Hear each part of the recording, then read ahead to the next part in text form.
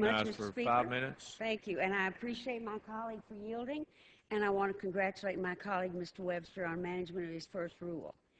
I rise today in opposition to the Schuster Amendment that would undermine the strong flight safety regulations passed by this Congress and meant to protect the air travelers throughout the nation. Last July, Congress came together to pass the Airline Safety and Federal Aviation Administration Extension Act of 2010. It was landmark legislation requiring the FAA to implement the findings of the National Transportation Safety Board, which many of us thought the FAA already did, to establish a pilot records database to provide airlines with fast, electronic access to the pilot's record, to direct all airlines and websites to sell airline tickets, to disclose who is operating each flight, and of vital importance to those of us who live in Western New York, make the necessary changes that address the underreported and deadly issue of pilot fatigue and inability to fly in bad conditions. My concern, Mr. Speaker, is that this amendment stands to undermine all of these reforms. It would lay additional layers to the FAA's already cumbersome rulemaking process, only delaying what we fought so hard to create last year, and we must not go back. Mr. Speaker, I have the privilege of representing Western New York, and flight safety is one of our highest priorities. It was outside Buffalo, in the suburb of Clarence, New York, on a snowy February evening that Continental Connection Flight 3407, operated by regional carrier Colgan Air, crashed to the ground, killing all 49 passengers and one man on the ground. It was a tragedy deeply felt in Western New York and sent shockwaves throughout the aviation community. As we discovered more details that fateful evening, we learned that the young pilot had never been trained on stall recovery techniques, which were needed that snowy night, and had failed 5 different tests, but his employer only knew about 2 of those failures. One pilot had slept in the airport in a chair. The other had taken a red-eye flight from Seattle just the night before.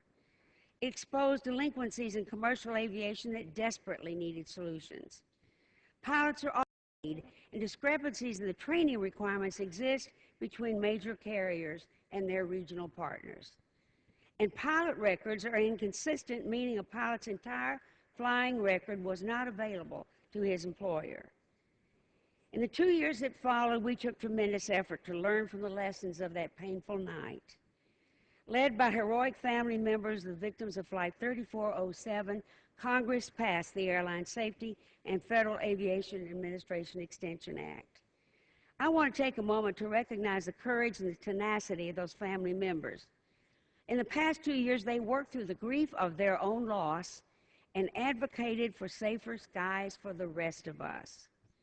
Collectively, they've made 40 trips to Washington on their own money, constantly reminding members of the House, Senate, and administration that improving aviation safety is never a cause that can be pushed aside.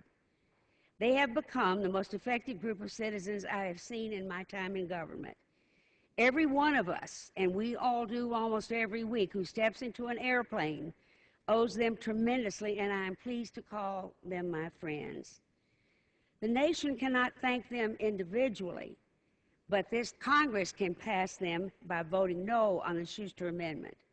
Because of their work and of those in Congress, there is no better way to mark the lessons we have learned as a nation about flight safety than by honoring the people who died on that cold and snowy night.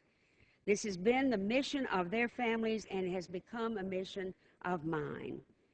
Any attempt to turn back the clock on landmark provisions we passed last July will hurt everyone, including all the members of Congress who, as I say, mostly fly back and forth to our districts each week.